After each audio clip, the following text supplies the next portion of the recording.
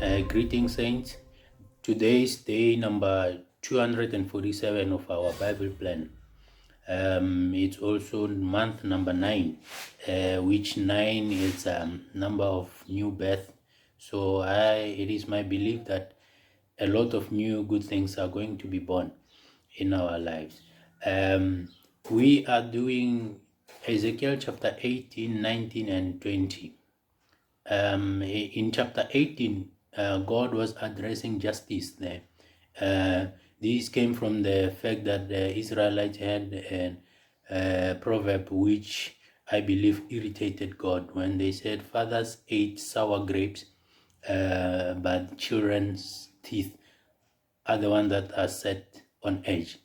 So God was saying, if the father is bad or he does evil things, and then gives birth to the son, and the son is righteous, and he mentions or he put a list of few things that the son would do as a righteous man.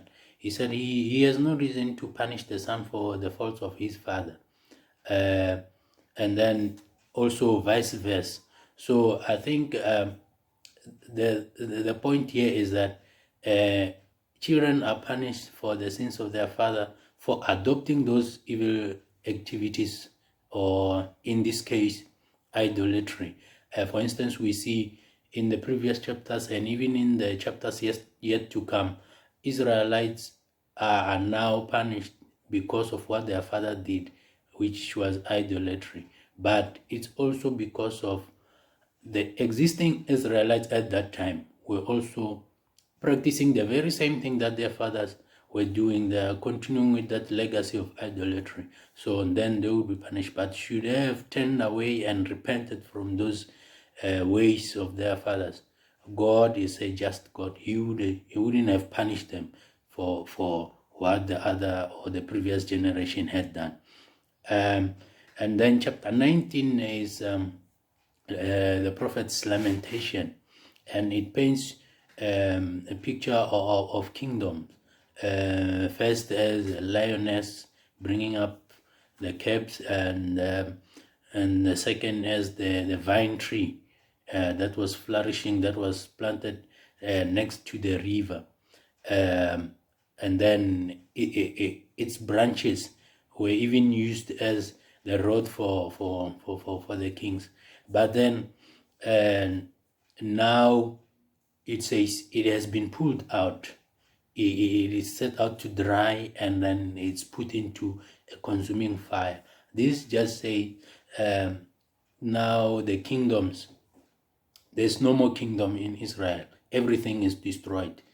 So that was the state that Israel was in at the time. So that was the lamentation of the prophet.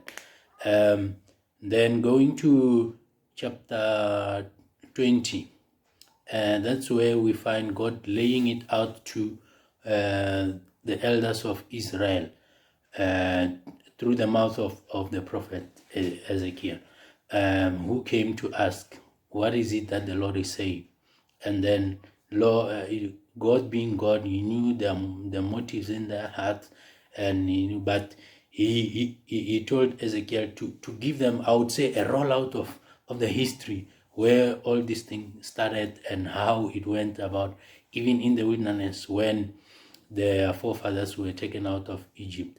I've picked up 4 instances where God exercised his mercies upon them, and withheld himself from destroying all of them. And also God making reference or taking care of his name, like he didn't destroy them for his name's sake. I see that in verse 9, verse 14, and verse 17, and verse 22. He said he was not gonna destroy all of them for his name's sake, and that the other nations that saw him deliver them from the captive of Egypt, now they would say he took them out and then finished them in the wilderness. But then he kept his word to get them to the promised land. And when they get to the promised land, first thing they do is to spot the mountains and the hills and the big trees, to go and worship and the gods that they came with from Egypt. That was so disturbing in my view. And then, but you know what? God exercised patience. I have seen God's patience in chapter 20. So we are going to meet at 5 p.m. today, and then saints will also put up their contributions. See you there. Thank you.